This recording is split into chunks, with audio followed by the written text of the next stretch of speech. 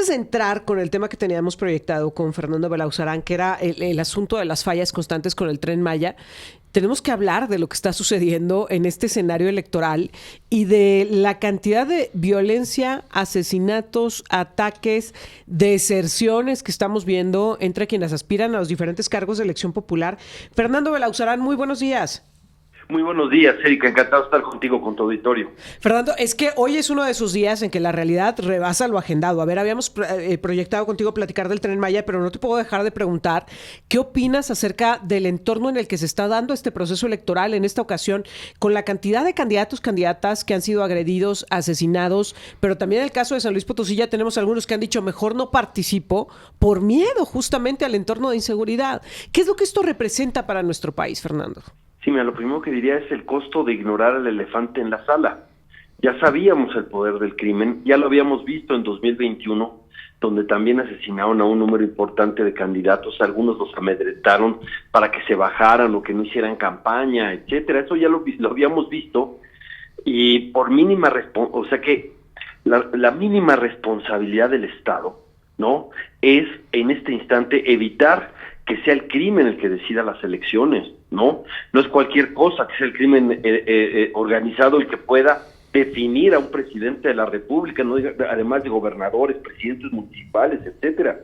Eso ya lo habíamos visto, y lejos de entrarle y tomar el toro por los cuernos, se ignoró, y creo que el primer responsable debe haber sido el presidente de una convocatoria para tomarlo con la seriedad que se tiene, y hacer una gran política campaña para enfrentar esto, para darle protección a los candidatos, sobre todo para liberar a zonas extensas del país del control criminal, porque lo que ha avanzado como nunca en este sexenio es el control territorial del crimen.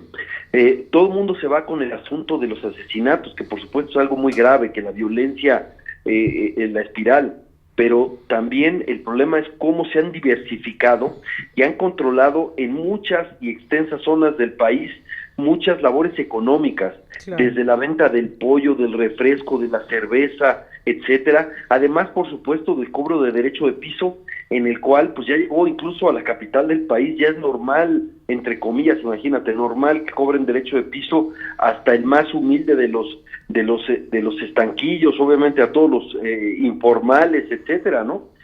La industria criminal ha crecido como nunca, y obviamente eso los lleva a buscar también el control político y a decidir quién está en la boleta y quién no está en la boleta, y eso es, pues la verdad es que es terrible, ¿no? Porque si eso no es avanzar hacia un narcoestado, no sé qué sea.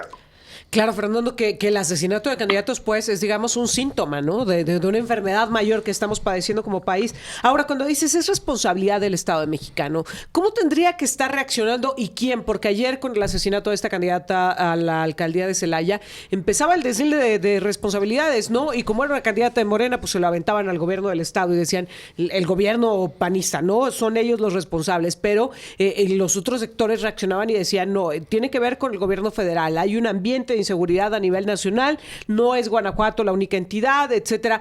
¿Quién tiene que reaccionar, Fernando? Bueno, la responsabilidad de combatir el crimen organizado es de la Federación.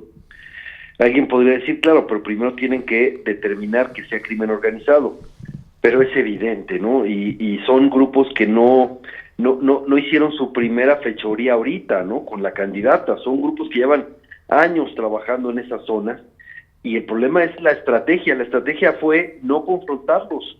Tú te acordarás aquella frase en la mañanera del presidente diciendo, el crimen organizado nos tendió una trampa y tomó Chilpancingo. Pero como nosotros somos muy inteligentes, nos replegamos y les dejamos que tomaran Chilpancingo, ¿no? Es decir, han dejado hacer, ¿no?, creyendo que la misma situación de la fuerza de cada grupo determinará hegemonías en cada plaza, y eso bajaría la violencia. Y supongo que tiene una lógica, y trato de pensar que es esa. De alguna manera, alguna vez lo dijo, incluso en la mañanera, que cuando un grupo es hegemónico en una plaza, pues entonces bajaría la violencia. Pero lo que no prefiero es que al ser hegemónicos un grupo en una plaza, pues somete a la población a muchísimas cosas y se convierte en los dueños de la plaza e imponen su ley, ¿no? Y por supuesto, una de las cosas para imponer su ley es tener el control sobre las autoridades.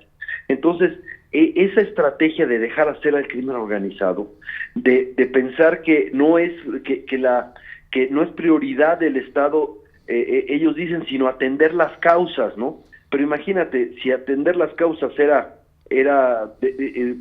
hacer un país más justo, menos desigual, etcétera, pues nada más hay que ver las cifras de educación, de salud, de cómo crecieron 400,000 gente más en extrema pobreza, y te das cuenta que pues eso tampoco funciona, ¿no? Lo que debieron haber hecho es atacar al negocio en buena medida. Y si uno ve el índice de la industria criminal, México es el número 1 en el mundo, ¿no? Ese estudio acaba de salir hace más o menos 1 o 2 meses, y México está en el número 1 de la industria criminal en el índice. Obviamente ese poder económico que tiene la industria criminal, pues se tiene que expresar en lo político también, ¿no? Y esa es la gravedad del hecho. Y sí, la verdad es que a mí me parece que frente a eso es un absurdo la propuesta de continuidad. Tiene que cambiar, y lo que llama la atención, y es tremendo, es que la Iglesia hizo una cosa pues, insólita a partir del asesinato de los 2 jesuitas, y hizo Diálogos por la Paz, e hizo una gran propuesta integral, que es inicio, pero muy avanzada de políticas públicas, de propuesta de políticas públicas, pero la candidata oficial no aceptó el diagnóstico. Y si tú no aceptas el diagnóstico, si no aceptas lo grave que está la situación, pues ¿cómo la vas a corregir? ¿No? Claro. Es muy difícil entender la gravedad del hecho y tener al mismo tiempo un discurso triunfalista por cuestiones político-electorales, ¿no? Ahora, justo esta mañana el presidente ha tocado el tema en la mañanera del asesinato de esta candidata de Morena a la presidencia municipal de Celaya, pero lo único que ha dicho es que envía sus condolencias, que es muy triste, que duele mucho que suceda en nuestro país. La Secretaría de Seguridad se ha comprometido a que esto no quedará impune, que se ven a investigar los hechos y que habrá consecuencias, pero no más. Si me permites, Fernando, vamos a escuchar lo que esta mañana dijo al respecto el presidente. Pues, sí, claro. Es un día triste porque ayer asesinaron a la candidata a presidenta municipal de Celaya, Guanajuato, Berta Gisela Gaitán, y pues estos hechos son muy lamentables porque hay gente que está luchando para hacer valer la democracia, que está en la calle dando la cara, luchando por otros, y duele mucho que esto suceda en nuestro país y en cualquier parte. Duele mucho que suceda, dice el presidente, pero nada más. Incluso la titular de la Secretaría de Seguridad dio a conocer esta mañana que pues se había solicitado ya por parte de la candidata seguridad ante el órgano electoral local y ante el Instituto Nacional Electoral. Y un poco me parece, Fernando, que hasta se lavan las manos porque dicen, pues ella les había pedido seguridad, no se la asignaron a tiempo, pero a ver, en el caso de los candidatos tienen la posibilidad de solicitar seguridad, pero en el caso de los ciudadanos, ¿a quién se la pedimos, Fernando? Es decir, estamos en un país violento. Sí, totalmente. Y mira, recuerda cuando asesinaron a Aristóteles en Guadalajara, el exgobernador. Era evidente que fue del crimen organizado, pero la federación no atrae esos asuntos. Su lógica es lavarse las manos y dejárselo a las instancias locales, que por cierto han sido abandonadas. Muchos recursos que se daban a las policías estatales para fortalecerlas se quitaron para fortalecer a la Guardia Nacional. La Guardia Nacional fue la apuesta para ser la policía de la federación que atienda el crimen organizado. Pero el problema es que, y además en los hechos está totalmente militarizada. El tema es que no lo usan para enfrentar a los criminales. La pregunta es, han militarizado la seguridad pública, hay una cantidad de efectivos impresionante, pero eso no ha generado mayor seguridad. Parece ser que la estrategia de militarizar toda la seguridad pública tiene más bien fines políticos del nuevo régimen que están construyendo que el dar seguridad a los ciudadanos. ¿Tú viste ese video que fue viral en donde lo detienen en la carretera a López Obrador, me parece que en Oaxaca, y le dicen, oiga, aquí en mi poblado está el narco controlando todo, la gente está escondida porque están ahí todos, mande al ejército? Dice, no puedo mandar porque el ejército no está para reprimir. Oiga, pero nosotros somos el pueblo. Dice, el ejército también el narco también es pueblo, les dice. No, más bien le preguntan, pero el narco es pueblo, muy extrañado el poblador, y dice, sí, todos somos seres humanos, etcétera, ¿no? Pero ¿quién protege a los ciudadanos de las fuerzas criminales tan poderosas, ¿no? Y estamos pagando las consecuencias. Tasco, por ejemplo, lo que vimos en Tasco, que es tremendo, sí. Ha sido documentado cómo el crimen controla una cantidad de instancias productivas, bueno, hasta el mismo transporte público, y vimos las escenas del control hacia los choferes, etcétera, y las huelgas que han hecho los choferes, pero es prácticamente todas las industrias tienen que pagarle al crimen, y ese dejarle el territorio en los hechos a los criminales, pues hace también que los candidatos, como acabas de decir, toda la población estén vulnerables, ¿no? Claro que lo ideal no es que los candidatos y candidatas tengan seguridad.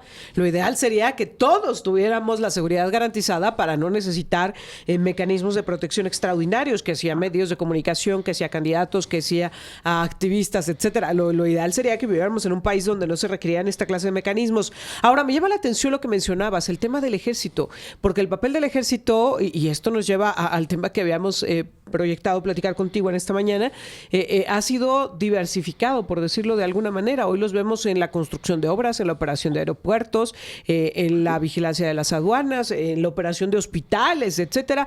En el caso del Tren Maya, esto que hemos visto, el hecho de que en Semana Santa hubiera tenido su gran oportunidad de proyectarse ante el mundo como esto que nos ha tratado de vender el gobierno federal, pero que en contraparte pues se presentaran fallas que impidieran que pudiera tener su recorrido completo. El hecho de que viéramos estos constantes, el descarrilamiento, la falla en los frenos, etcétera, que ha llevado a que ya pues la práctica del reembolso se convierta pues en lo habitual ahí a los usuarios del Tren Maya.